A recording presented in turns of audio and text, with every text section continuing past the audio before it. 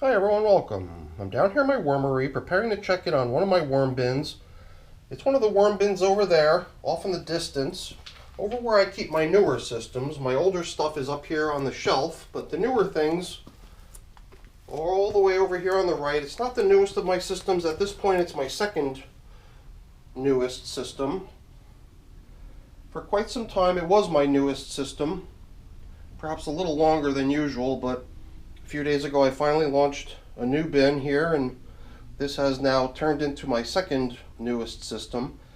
We've been feeding this system non-frozen foods, and I was a little bit hard pressed to find something, but there was this old cucumber in the refrigerator, kind of turning yellowish, which I thought would suit the theme here of non-frozen foods. The system has received 9 feedings overall, 6 of which, the last 6 feedings, and this will be feeding number 7, of foods that were not first frozen, which is typically the way I feed all my systems, freezing their foods first. So we're going to get the system up on the bench, and we're going to get him fed. So let's get to work. So we already talked about how the system has been fed 9 times so far, 6 of which was non-frozen foods. But really quick, just the age of the bin, 111 days old today, and 11 days since we last checked in here. We did check in on day 100, even though it had only been a few days since the previous check-in, only because it was day 100, a little bit of a 100th day in service commemorative celebration and feeding. Well, not much of a celebration, but it was just a little check-in and feeding. That cover that I just removed is a piece of cardboard wrapped in plastic, so the plastic forces the recirculation of moisture beneath it, and that's part of the reason we're seeing a good number of worms just hanging out here, sort of basking in the recirculating moisture. And while they're doing that, sometimes they'll start nibbling on these top covering pieces of newspaper. But all things considered, I'm a little bit surprised how well this top covering newspaper is still holding up. I believe even last time we had come in here and removed what was out on the surface and put it back into service to let it continue as our top covering. And since these are holding up as good as they are, my tendency is usually to just keep using them as is in lieu of swapping them out. Although, one of these days I think we might just get back into the habit of applying bedding with the feedings, because that is pretty common practice, except in here I had built this system so full, almost at capacity, up to the rim with bedding when I initially launched the worms into here 111 days ago. It was so full that it was very difficult in the very beginning to maintain the system, just because of the way I like to move material around and sort of dig a trench to place the feeding into and stuff like that. I need room to stack up materials while I'm digging and excavating.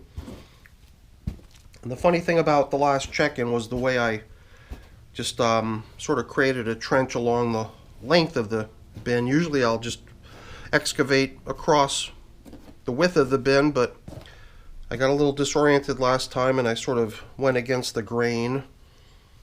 But today we'll probably get back to opening up the center of the bin like we usually do to place in their feeding. I can already see some of the stuff that was placed in here non-frozen. That's a thing to expect, I suppose, when you do that. Certain bits of certain materials are going to continue to try to grow, as we could see here with this hunk of cabbage. And this hunk of cabbage must go back numerous feedings. Before we excavate the feeding zone over here, I thought it'd be nice to sort of do a quick little aeration of the materials, just so we can get a sense of how that massive amount of bedding that the system was originally built with is holding out. It does seem to me like very much of it has already been transformed into castings. I mean, there's still bits and pieces of it around. So I think one of these days we might just break our habit of not applying bedding with the feedings in this system, start giving them supplementary bedding to include with the foods. Oh, look at this, the cork. I forgot about this thing. This is the system in which we've got an old cork, a cork that has been in service in numerous systems of mine over many years, and it definitely seems like it's gradually losing mass, smaller, and I can almost see where the worms are digging themselves into this thing. It's pretty amazing. I mean, a cork is definitely a material that's not designed, but utilized because of its resistance to breaking down. That's the reason they seal bottles with the stuff and use it for other places, other applications, where a really breakdown resistant material is optimal. So, I think we're going to continue on with this theme of just aerating the material and inspecting it, but I definitely think there is probably value in including a little bit of bedding with today's feeding, kind of breaking away from our routine of not doing so. I think what we're going to do is we're going to create a little collection of the leftover foods that we encounter along the way. As we make our way down into the middle now, we're going to start bumping into more stuff. When I opened up the pit this way last time, I didn't excavate the entire feeding zone where we normally have been feeding, and I don't think we even encountered any of these large bits of cabbage last time. And perhaps because it was undisturbed, it was able to start taking root and trying to grow again. I really do wonder how long it's going to take before this stuff finally begins breaking down. I've even wondered if perhaps at some point, once we bring an end to this whole routine of feeding non-frozen foods, maybe we would try to pick out some of the things that are just really resisting breakdown and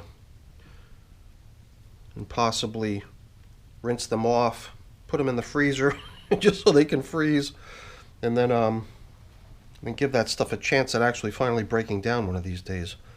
As I run my fingers through this material, I can just feel so many worms in this stuff. Look at this. That is a good many worms. They look really happy and healthy and lively.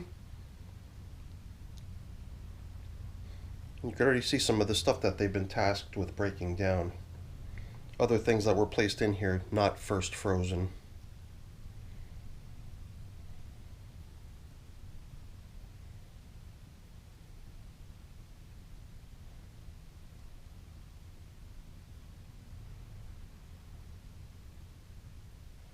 I tell you, they really do retreat out of view quickly, don't they?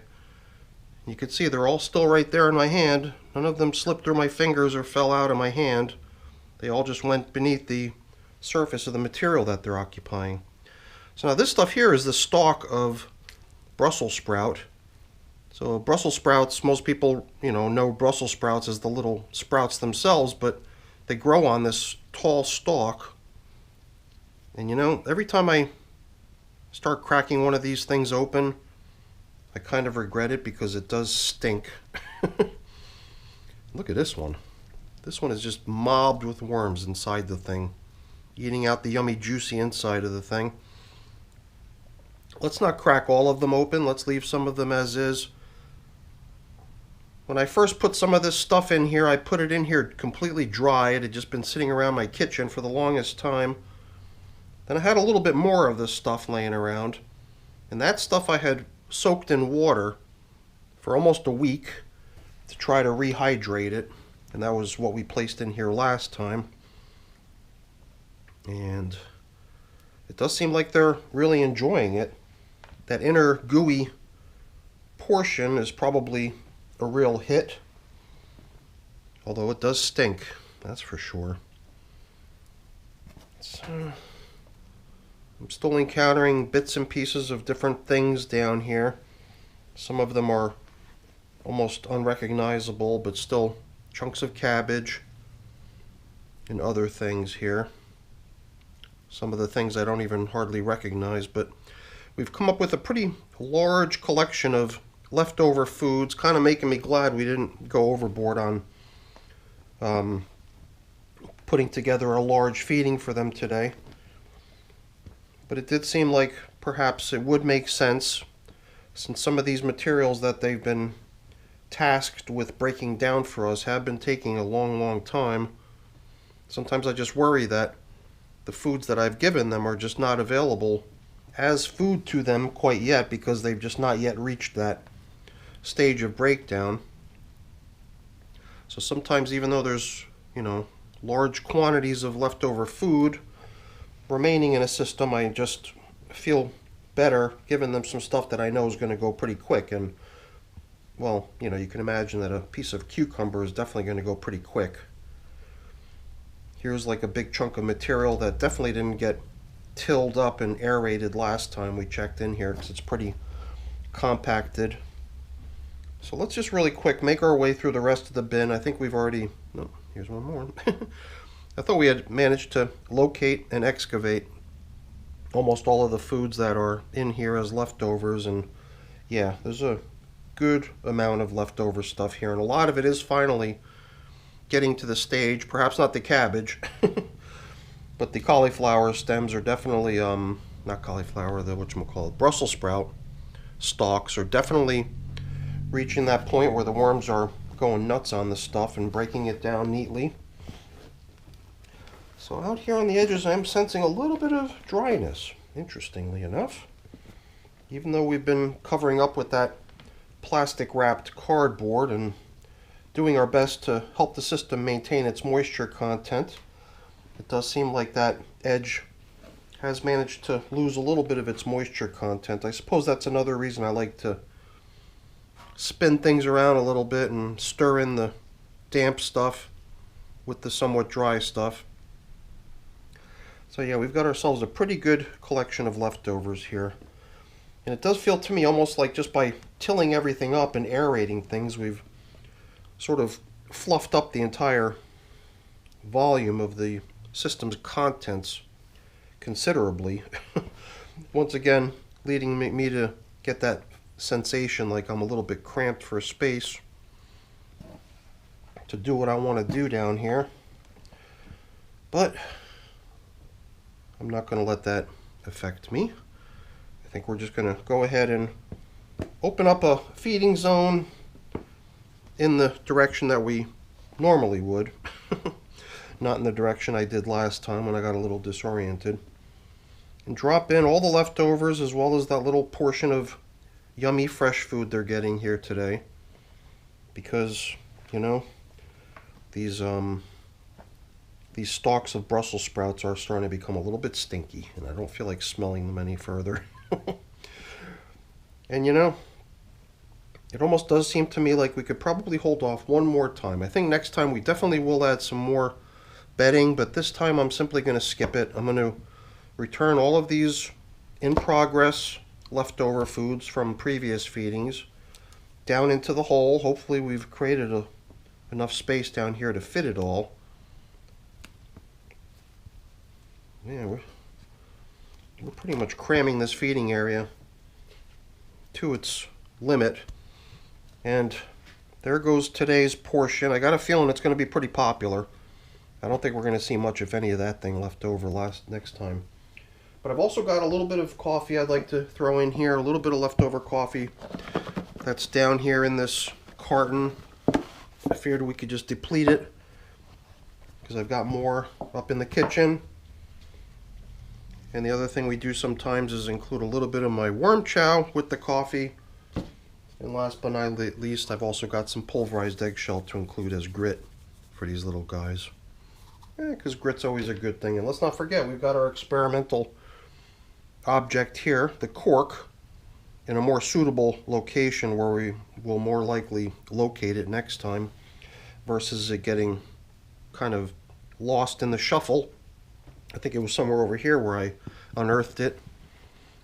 And typically I try to get it right there, front and center, within the feeding zone, so we can check in on how it's progressing. I mean, it's certainly not important to check in on it every single time, because it is one of those things that's going to take years, literally, to break down. I think that thing's been in progress for maybe 4 years or maybe longer at this point. So I think that's it. Let's let's get things covered back up over here. We've got our feeding zone indicator. Last time I positioned it this way to indicate that we had dug the trench and positioned the food that way, but normally this is the way we lay it down to show ourselves where we last fed. And these top covering pieces of newspaper are doing good, but I think that they're probably going to turn into supplementary bedding to complement the feeding next time, because they are starting to show significant signs of wear.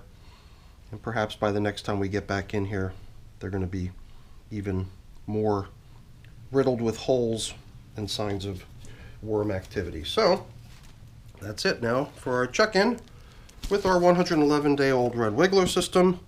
I got a few things I got to take care of getting cleaned up and put away, but I'm not going to waste your time with that. That's boring. Before I go really quick, let me just say thank you. Thank you so much for watching. Hopefully you enjoyed the video. If you did, as always, please don't forget to leave me a quick thumbs up before you go. That's always really appreciated. And if you haven't done so already, please also consider subscribing to the channel. That's very much appreciated as well. All right, everyone, have a great day. Thanks for watching. Bye now.